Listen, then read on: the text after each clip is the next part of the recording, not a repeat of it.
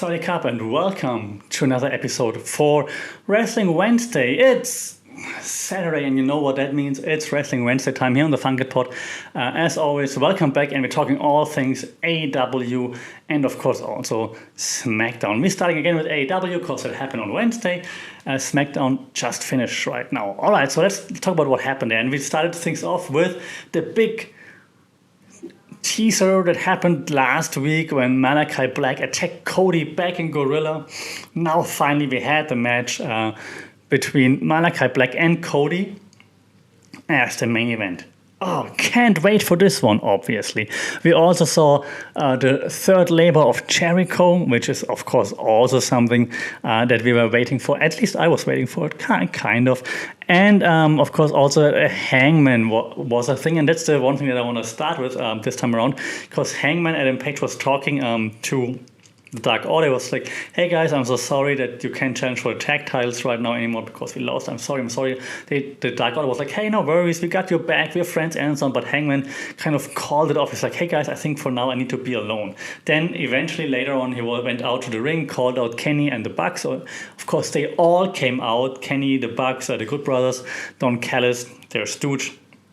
And of course eventually things went down and then Adam hit Kenny first, but then of course the numbers helped Kenny to gain control and they were beating down Hangman. Dark Order ran out but got stopped by their own, saying, hey, okay, I think it was John Silver who stopped them. So like, hey, he wants to be alone, let him be alone right now. So he sees what's happening. And so then they pushed the Dark Order back and then that was it. And so Hangman got his really bad beat down. Okay. What else did we have? We saw Christian Cage again as well, of course. He fought the Blade, and since he defeated Blade, now he's somehow, because he's undefeated, like he's in the mix for the title. So now he's a title challenger. Nothing against the Blade, of course, and it was a good match, but I mean, again, the brass knuckle thing almost, but didn't work because Christian Cage speared him before he could use the knuckles. But like this makes him a contender. No, of course he's a superstar. He's a big name, but yeah, the way to the title, like via the Blade, no. Anyways, the match was fine. Like I said last week, I like the Blade. I think he's underrated. There was a fine match, but it's just not a big name. So how do we go from the Blade to being like in title contention? Well, let's start with the first match. We had Chris Jericho versus Juventud Guerrera.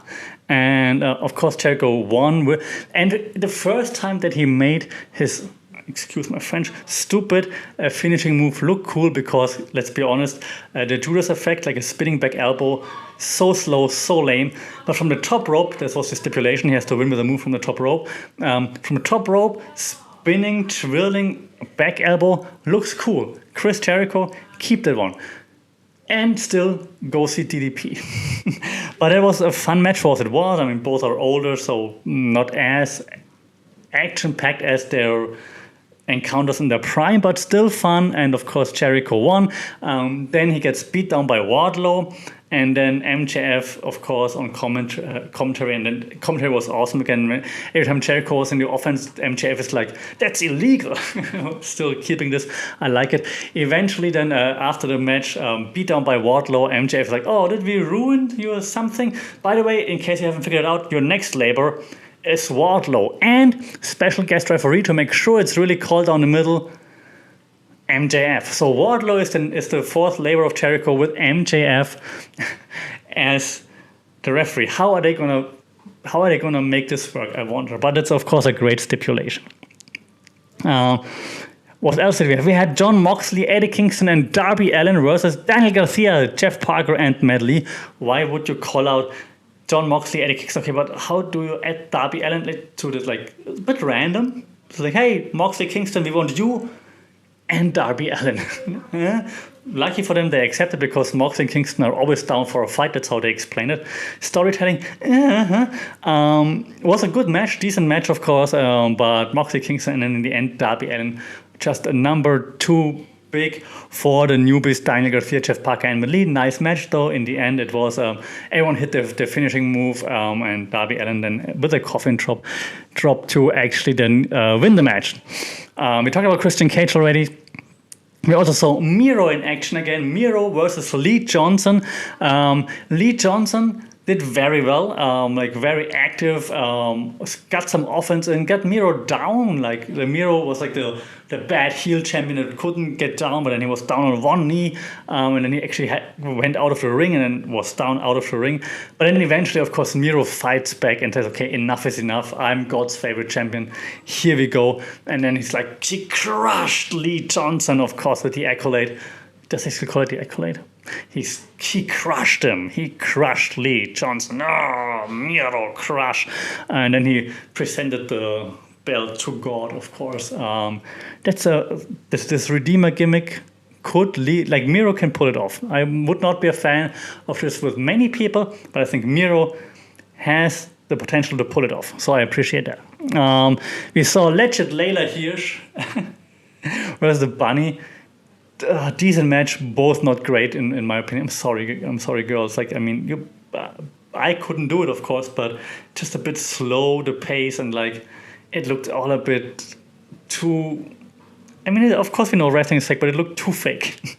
I'm sorry. So Layla Hirsch defeats the Bunny eventually with a finishing move, and then sizes up the NWA champ, because this was the elimination match for the NWA contender, and the NWA champ is just 3 times the size of Layla Hirsch and looks like an actual real athlete, while Layla Hirsch is an actual athlete but does not necessarily look like it, and it's not that intimidating. I'm sorry, Layla Hirsch. I know you can kick my ass probably.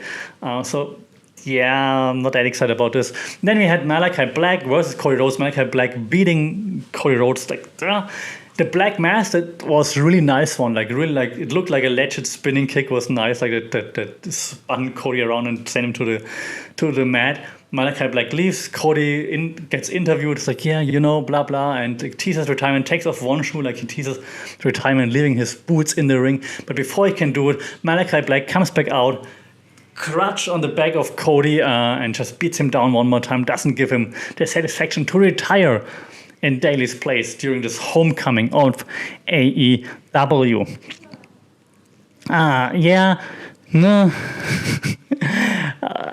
I don't really know like what to make of it, to be honest. The matches were good again. Like the matches were all fine, except like the women's match wasn't that great. But the matches were fine. But then the storytelling wasn't that great. So Kingston and Moxley and Allen, like why would they fight them?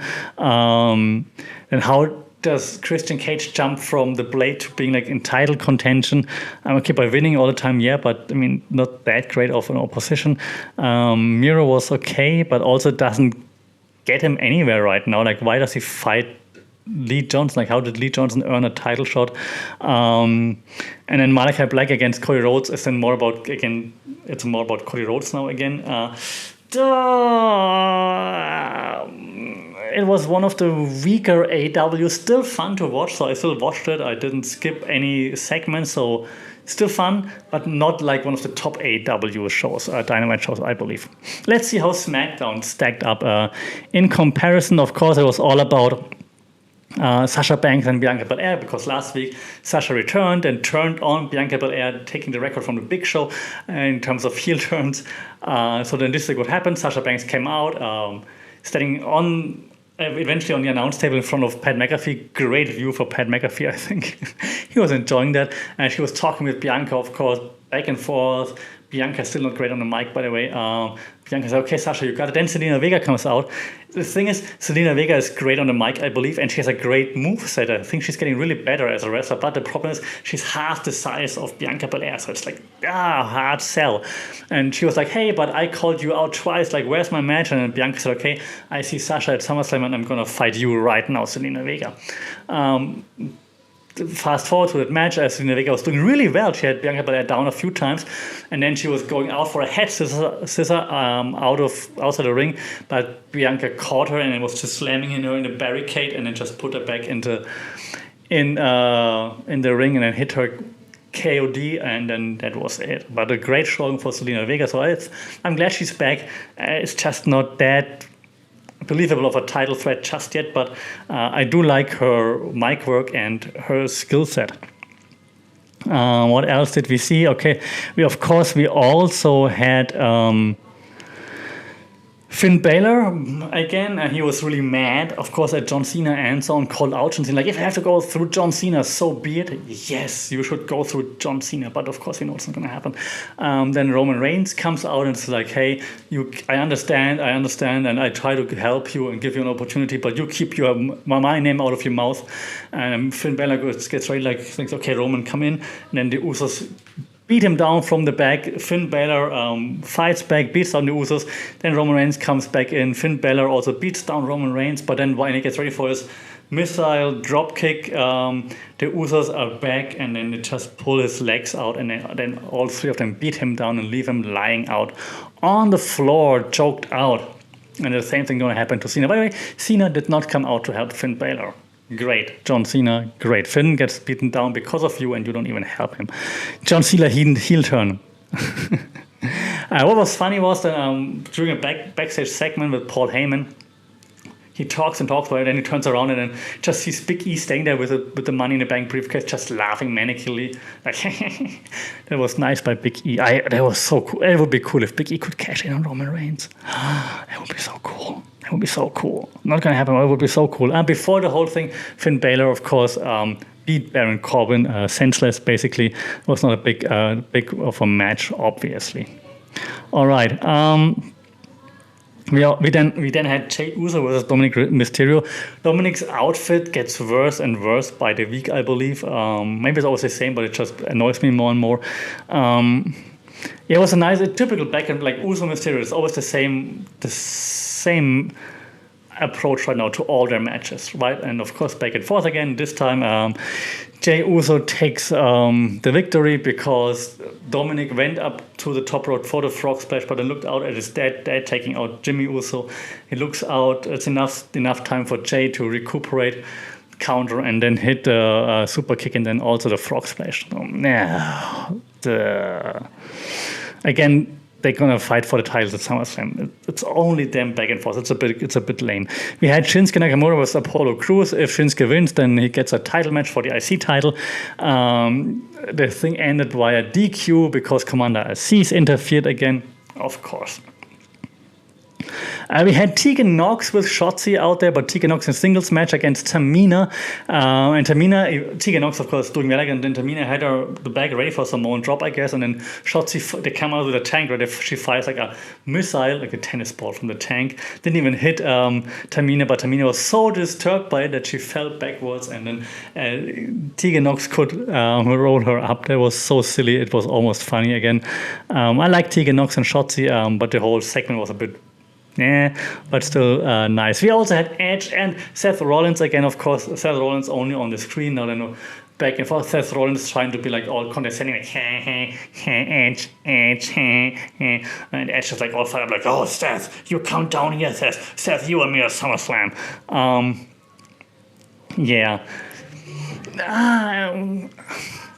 Well, the problem is this has taken Edge out of title contention, which I'm not a big fan of. Also, I'm not a big fan of like this Rollins still. So I hope Edge beats Rollins, obviously. And then maybe Rollins can come back to be the architect, because that was still his best persona, I believe. We also had Montez Ford, like we had the Street Profits versus Dolph Ziggler and Robert Roode. And eventually Montez Ford would hit like a huge frog splash on Dolph Ziggler to take the victory here. They're both good tag teams, good wrestlers. Nothing to write home about, but it's still fun to watch. Also here for SmackDown, not the greatest of shows. I still don't like Sonya in her backstage role, by the way, like with those things in between. Not a big fan of this. I think Adam Pearce by himself would be a much better choice. But okay, I also watched it without skipping too much. But it was a decent show.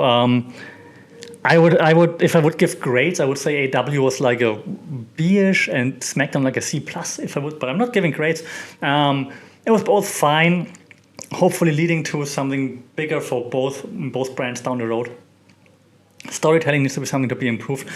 And I thought about this. I think I'm starting this next week here on the Wrestling Wednesday. I'm gonna shine more light on the storytelling of things to just make more sense of all of things. I think we don't need to do all those review podcasts all the time.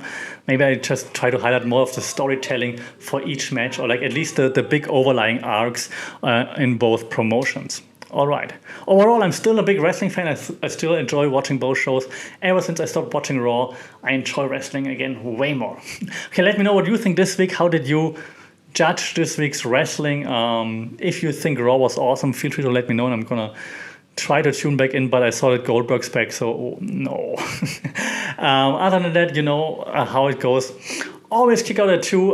Don't forget to like, share, subscribe this podcast. Let me know what you thought about this past week in wrestling at FunkitPod on social media, funkitpod@gmail.com.